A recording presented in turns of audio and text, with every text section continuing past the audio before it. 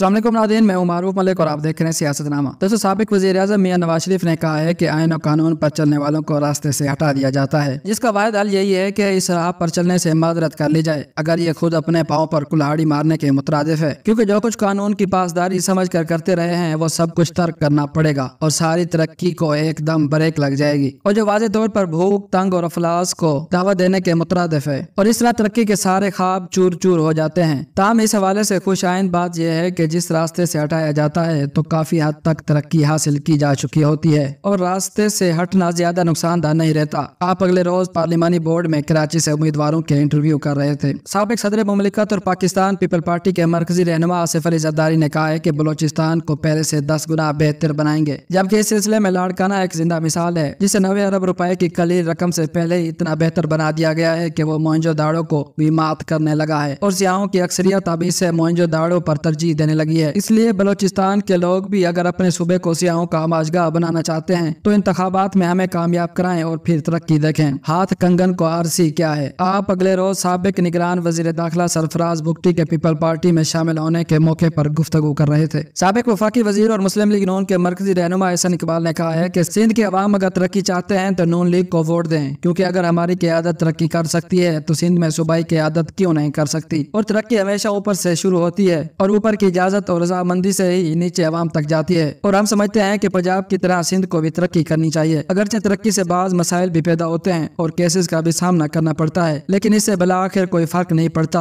और अवामी कायदीन को वैसे भी अदालतों को विजिट करते रहना चाहिए। आप अगले रोज बशीर मेमन के हमरा कराची में मीडिया से गुफ्तगू कर रहे थे। पाकिस्तान तहरीक इंसाफ के रहनुमा हमाद अजहर ने कहा है कि जाने वाले वापसी के ख्वाहिशमंद हैं, अगरचे वो अहद करके पार्टी से निकले थे कि अब उनका नाम भी नहीं लेंगे और इसी बिना पर गलू खुलासी हुई थी, लेकिन अब वो वापस आना चाहते हैं, लेकिन डर है कि वो शायद इसी वजह से किसी दरमियानी रास्ते की तलाश में हैं और दरमियानी रास्ता हमेशा मौजूद होता है, सिर्फ इसे तलाश करना होता है। इसलिए उम्मीद है कि वो अपनी तलाश और जुस्तजू को जारी रखेंगे। आप अगले रोज नामालूम मकाम से सोशल मीडिया पर एक बयान जारी कर रहे थे। साबिक वफाकी वजीर दाखिला और मुस्लिम लीग नून के रहनुमा राना सनाउल्लाह ने कहा है कि 9 मई के बाद PTI का लेवल रहा है और ना ही फील्ड, और सिर्फ वोटर्स ही रह गए हैं जो अभी तक कायम है, और यही बात इलेक्शन के अब तक इल्तवा की वजह बनी रही। ताहम उम्मीद है कि जहां लीडरशिप का इंतजाम कर लिया गया है वहीं वोटर का भी कोई ना कोई बंदोबस्त हो जाएगा, जबकि निगरान भी अपने तय कोशिश जारी रखे हुए हैं और उम्मीद है कि इस हवाले से जल्द ही कोई अच्छी खबर सुनने को मिलेगी, जबकि अभी तक कोई तदबीर कामयाब नहीं हो सकी और कान अच्छी खबर सुनने को तरस गए हैं। आप अगले रोज फैसलाबाद में एक तकरीब से खिताब कर रहे थे।